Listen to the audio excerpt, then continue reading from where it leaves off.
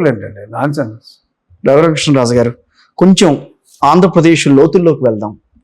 కుల మత ప్రాతిపదికన ఆంధ్రప్రదేశ్ అనేది ఈ రోజున విభజించబడింది. మొన్న ఎన్నికల్లో అది స్పష్టంగా కనిపించింది. బీసీలు, ఎస్సీలు, ఎస్టీలు, మైనార్టీలు, సాక్షాత్తు ముఖ్యమంత్రి దగ్గర నుంచి కూడా మేము వీళ్ళకి వెన్నుదన్నుగా నిలిచామని చెప్పి ఆయన మాట్లాడుతూ వచ్చారు. గతంలో కూడా పాలకులు అదే రకంగా మాట్లాడుతూ వచ్చారు. ఆంధ్రప్రదేశ్ ఒక కుల రాజకీయాలకి, బీహార్ తర్వాత అదే రకమైన రాజకీయాలకి పెట్టింది పేరుగా తయారవుతుందని చెప్పి మాట్లాడుతున్నారు. దీనిపై మీ అభిప్రాయం ఏంటి అసలు? అది తప్పు. ఏ రాష్ట్రమైనా తీసుకోండి, దురదృష్టం భారతదేశం అంతా కూడా కులాల మీదే నడుస్తుంది. అన్ఫార్చునేట్గా ఒక్కో రాష్ట్రంలో ఒక్కో కులం పేరు ఉంటుంది, బట్ ఎక్కడైనా ఈ కుల రాజకీయం నడుస్తుంది. ప్రతి నాయకుడు బీసీలు బీసీలు అంటాడు, లేకపోతే ఓసీలు అంటాడు, ఎస్సీలు అంటాడు. దురదృష్టం. వ్యక్తిగతంగా నాకు ఈ వ్యవస్థ అంటేనే నిజంగా ఆంధ్రప్రదేశ్ లో ఆ రకమైన కుల రాజకీయం మనకు అనిపించిందా మీకు? ఆంధ్రప్రదేశ్ కాదు, ప్రతి రాష్ట్రంలోనూ ఇదే ఉందని. కానీ తెలంగాణ రాష్ట్రంలో కనిపించలేదు కదా, అంత అంత అంత ఆ ప్రభావం కనిపించలేదు కదా, కుల ప్రభావం కనిపించలేదు. తెలంగాణలో మత ప్రభావం అంటే మనం హైదరాబాద్ వరకు కొంత మత ప్రభావం కనిపిస్తుంది. ప్రతి దగ్గర ఉంది. కల్లెట్టుకు చూస్తే ప్రతి దగ్గర ఉంది కుల ప్రభావం. మీకు కర్ణాటకలో కూడా చూసుకోండి, ఒక్కలింగ అంటారు, లేకపోతే లింగాయత్ ఒక్కలింగ, వాళ్ళిద్దరి మధ్య అన్నీ ఉంటాయి, ప్రతి దగ్గర ఉంటాయి. ఇది లేనిది లేదు. బీహార్ అనుకోండి, బీహార్లో మళ్ళీ రకరకాలు, మళ్ళీ బీసీలు, యాదవులు, మాలీలు, ఇంకెవరు, అన్నీ కూడా కులాల మీదే కదా అక్కడైనా. అవును, ఎక్కడ చూసినా అదే. రాజస్థాన్ అంటే మళ్ళీ జాట్లు, రాజ్పుట్లు, మీనాలు, ఈ కాంబినేషన్లు ఇవే నడుస్తాయి. మీరు కులాల పేర్లు మారుతాయి తప్ప మన రాజకీయాల నుంచి కులాన్ని వేరు చేయలేమా? వేరు చేయలేకుండా కూడా రోజు రోజుకి కాంప్లికేట్ చేసేస్తున్నారు. మళ్ళీ బీసీలు మళ్ళీ గణన చేయాలంటారు, బీసీ గణన, మళ్ళీ అందులోనే మళ్ళీ సబ్ డివిజన్స్ ఏబీసీ దురదృష్టం. ఈ జగన్మోహన్ రెడ్డి బీసీలు ఇప్పుడు సపోజ్ ఇప్పుడు గౌడ, సెట్టిపల్లిజ, శ్రీశైన, ఈడిగా అందరూ కలిసిపోయారు. శుభ్రంగా అందరూ మ్యారేజ్లు చేసుకుంటున్నారు. అసలు డిఫరెన్స్ లేదు. ఒక్కొక్క రీజియన్లోనూ ఒక్కొక్క పేరు తప్ప ఆల్ కాస్ట్ వర్ సేమ్. అవి అందరి ప్రధాన వృత్తి కల్లుగీత, ఒరిజినల్గా అరక్ బిజినెస్. సో ఎక్కడైనా అదే పేరు మార్పు. సో ఇప్పుడు మళ్ళీ వాళ్ళు కలిసిపోయారు. ఆల్మోస్ట్ అంతా కలిపి ఒకటే పెట్టుకున్నారు. మళ్ళీ జగన్మోహన్ రెడ్డి వచ్చాడు. సరే, కుర్చీ బల్ల కూడా ఇవ్వాల, కార్పొరేషన్ అని పెట్టాడు. ఎవరో కార్పొరేషన్ అంటాడు, సెట్టిపల్లి కార్పొరేషన్ అంటాడు, ఇంకొక కార్పొరేషన్ అంటాడు. ప్రతి కులాన్ని 3-4 ముక్కల కింద విభజన చేసి ఊరికే కార్పొరేషన్లని వాళ్ళకి డైరెక్టర్లు వేసేసి ఇంతమందికి బీసీ సోదరులకు పదవులు ఇచ్చానంటాడు. అందులో రెడ్లకి ఇస్తాడు ఎవడు కదా. యూనివర్సిటీ వైస్ ఛాన్సలర్ ఉంటే బీసీ కూడా రెడ్డికి ఇచ్చేస్తాడు. అలాగా మంచి మంచి పోస్టులు అన్నీ ఉంటే రెడ్లకి. నెంబర్ తీసుకుంటే ఇదిగో ఒకే 150 కార్పొరేషన్లు వేసాడు, 150లో 15 మంది డైరెక్టర్లు, వీళ్ళందరూ చూసుకుంటే 1000 మంది వచ్చారనుకోండి. ఓకే, ఓసీల కన్నా బీసీలకు ఎక్కువ ఇచ్చానంటాడు. ఒక 500 ప్రైమ్ పోస్టులు ఓసీలు, అందులో 400 రెడ్లు వేసుకున్నాడు. కులాల ప్రస్తావన అనేది ఆంధ్రప్రదేశ్ లో ఈ ఎన్నికలే. మన 3 రాజ్యసభలు వచ్చినాయి, 2 రెడ్లకు ఇచ్చాడు. అవును, మొన్న 2 రాజ్యసభలు వచ్చినాయి, 3 వచ్చినాయి, 2 ఇచ్చేసారు వాళ్ళకి. దాంట్లో కూడా కొంత కులాల గురించి అని కాదు కదా, ఎవరెవరికి ఏ ప్రాతిపదికన ఇవ్వాలనే ఆలోచనతో వాళ్ళకి ఇచ్చామని చెప్పారు దాంట్లో.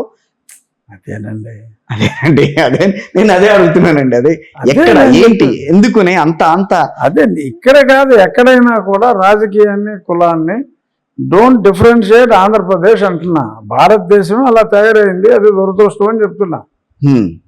Wear I have differed with you, don't differentiate Andhra Pradesh. Sir, మీ ఉద్దేశంలో సైలెంట్ ఓటింగ్ ఏంటి? ఇది చాలా చాలా సైలెంట్ గా జరిగింది. అదంతా కూడా తెలుగుదేశం పార్టీకి కానీ ఇటు పక్కన వైఎస్ఆర్ కాంగ్రెస్ పార్టీకి కానీ బాగా పడింది అని చెప్పని అంటున్నారు. అసలు ఆ సైలెంట్ ఓటింగ్ ఏంటది? అది it's a violent voting in silence. పూర్తిగా anti YSR, pro TDP voting. అదే సైలెంట్ ఓటింగ్ ఈ ఎన్నికల వరక?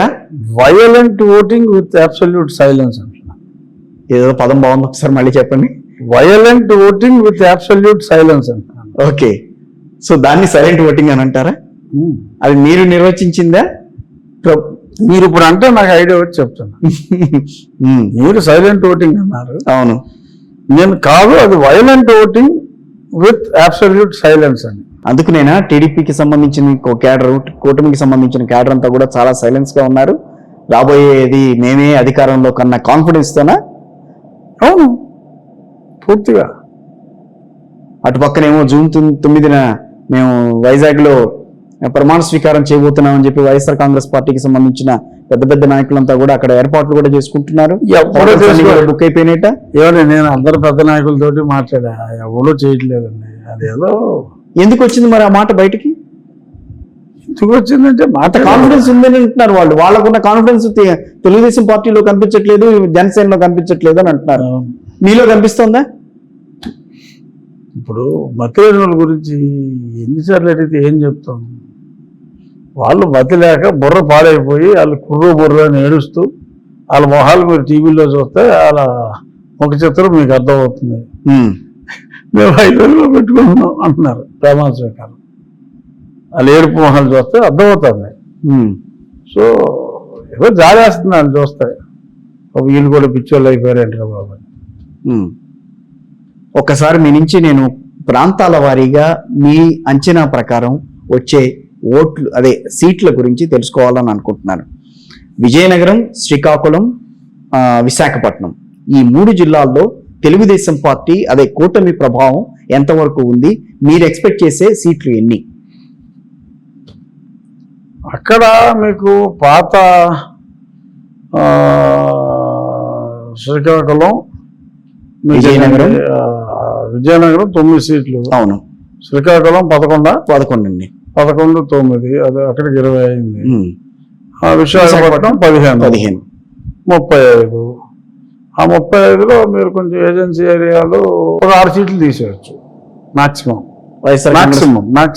వైఎస్ఆర్ కాంగ్రెస్ పార్టీకి 6 సీట్లు ఇచ్చారు. 6 సీట్లు, దాదాపుగా 29 సీట్లు, 25 సీట్ల వరకు మీరు ఎక్స్పెక్ట్ చేస్తున్నారు తెలుగుదేశం పార్టీ. 25 కాదు, 29 దాకా. 29 దాకా ఎక్స్పెక్ట్ చేస్తున్నారు. ఓకే. మళ్ళీ ఈస్ట్ వెస్ట్ 34. ఇది మోరాలెస్ అంతే.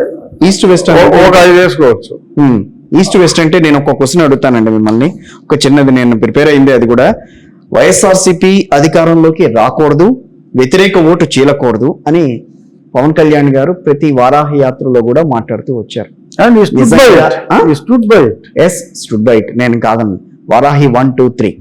సో ఆ రకమైన వాతావరణం మీకు రాష్ట్రంలో కనిపించిందా?